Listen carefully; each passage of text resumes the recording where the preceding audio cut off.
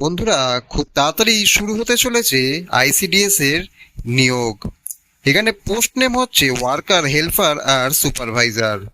এটি একটি সরকারি পার্মানেন্ট জব। এখানে 8, ক্লাস 10, ক্লাস 12 এবং গ্র্যাজুয়েশন পাসের জন্য নিয়োগ করা শুরু হবে। মিনিমাম এজ হতে হবে 18 থেকে 39। 39 আগের সরকারি নিয়ম অনুযায়ী ছিল, কিন্তু এই মুহূর্তে তো নতুন সরকার এসে সেটাকে জেনারেলদের জন্য আরো 5 বছর এক্সট্রা করেছে, মানে 45 অব্দি এখানে ম্যাক্সিমাম এজ হবে। সিলেকশন প্রসেস হবে এখানে রিটেন এক্সাম, ভাইভা আর ডকুমেন্ট ভেরিফিকেশনের মাধ্যমে। এখনো কোনো অফিসিয়াল নোটিফিকেশন আসেনি, কিন্তু এখানে কিছু নতুন আপডেট এসছে, সেইটার ব্যাপারেই আজ তোমাদের আমি জানিয়ে দিই। এখানে রিক্রুটমেন্ট প্রসেস জানানো হয়েছে। পশ্চিমবঙ্গের প্রায় সব জেলাতেই নিয়োগ হবে। এখানে নিয়োগ হবে কর্মী, সহায়িকা এবং সুপারভাইজার পদে। মহিলা প্রার্থীদের জন্য এখানে বড় সুযোগ থাকছে। কিছু পোস্টে অনলাইন আবেদন হবে আর কিছু পোস্টে অফলাইনে আবেদন হবে। জেলা ভিত্তিক শূন্যপদ খুব তাড়াতাড়ি পিডিএফ এর মাধ্যমে তৈরি হয়ে যাবে।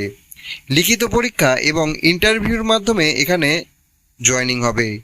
এটা একটা স্থায়ী সরকারি চাকরি। এখানে কোন কোন ডিস্ট্রিক্টে খুব বেশি ভ্যাকান্সি আছে সেটা এবার তোমাদের আমি দেখাই। প্রথমে আছে আলিপুরদুয়ার, তারপর বাঁকুড়া, বীরভূম, কোচবিহার, দক্ষিণ দিনাজপুর, দার্জিলিং, হুগলি, হাওড়া, জলপাইগুড়ি, ঝাড়গ্রাম, কালিম্পং, কলকাতা, মালদা, মুর্শিদাবাদ, নদিয়া, উত্তর 24 পরগনা, দক্ষিণ 24 পরগনা, পূর্ব বর্ধমান, পশ্চিম বর্ধমান, পূর্ব পশ্চিম মেদিনীপুর, পুরুলিয়া আর উত্তর দিনাজপুর। এখানে বিভিন্ন মানে পদ অনুযায়ী বিভিন্ন কোয়ালিফিকেশন আছে। যেমন অঙ্গনওয়াড়ি ওয়ার্কার জন্য যারা অ্যাপ্লাই করবে, এখানে মাধ্যমিক, উচ্চ মাধ্যমিক পাস হতেই হবে আর মহিলা প্রার্থী হতে হবে। স্থানীয় বাসিন্দা হলে তো খুবই ভালো। আর অঙ্গনওয়াড়ি হেল্পারের জন্য ক্লাস 8 বা মাধ্যমিক পাস হতে হবে। স্থানীয় কেন্দ্রের অধীনে এখানে নিয়োগ হবে আর এটা কিন্তু অফলাইন আবেদন হবে। আইসিডিএস সুপারভাইজারে যারা অ্যাপ্লাই করতে চাও তাদের জন্য কিন্তু গ্র্যাজুয়েশন পাস হতে হবে। আর এই পরীক্ষাটা তোমাদের পিএসসি নেবে, মানে পাবলিক সার্ভিস কমিশন এই আইসিডিএস সুপারভাইজারের পরীক্ষাটা নেবে। আর এর জন্য অনলাইনে আবেদন করতে পারবে। বাইরের রাজ্যের প্রার্থীরাও এই আইসিডিএস সুপারভাইজারের জন্য আবেদন করতে পারবে। এখানে কিন্তু এসসি এসটি হলে 5 বছরের এক্সট্রা রিল্যাক্সেশনও পাবে আর ওবিসিদের জন্য 3 বছরের রিল্যাক্সেশন রয়েছে। এখানে কিন্তু এই তিনটে মাধ্যমে তোমাদের নিয়োগ হবে। রিটেন এক্সাম হবে, ভাইবা হবে, ইন্টারভিউ হবে আর ডকুমেন্ট ভেরিফিকেশন হবে বাকি দুটো পাস করে গেলে। এক্সাম প্যাটার্ন অনেকেই জিজ্ঞেস করে যে এই পরীক্ষায় এক্সাম প্যাটার্নটা ঠিক কি হবে।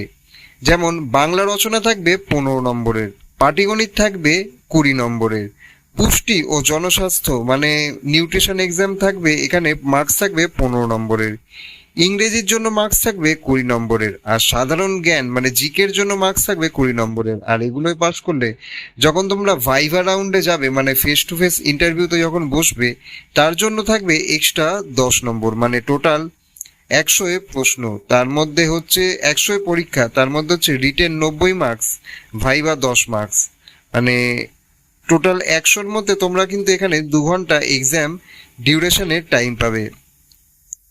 যারা ওয়ার্কারের জন্য পরীক্ষা দেবে আইসিডিএস এ, তাদের জন্য এই চ্যাপ্টারগুলো থাকবে সিলেবাস হিসেবে। যেরকম মাতৃ ও শিশু স্বাস্থ্য বিষয়ক রচনা, 10ম শ্রেণীর অঙ্ক, পুষ্টি ও জনস্বাস্থ্য, এছাড়াও ইংরেজি অনুবাদ এবং জিকে। যারা হেল্পারের জন্য এক্সাম দেবে তাদের জন্য থাকবে জনসচেতনমূলক একটি রচনা, 8ম শ্রেণীর অঙ্ক, স্বাস্থ্যবিধি ও নিরাপদ রন্ধন, এছাড়াও ইংরেজি এবং জিকের এক্সাম। যারা এখানে মানে বিভিন্ন ডকুমেন্ট কি কি লাগবে পরীক্ষায় পাস করার পর সেটা তোমাদের এবার আমি জানাই।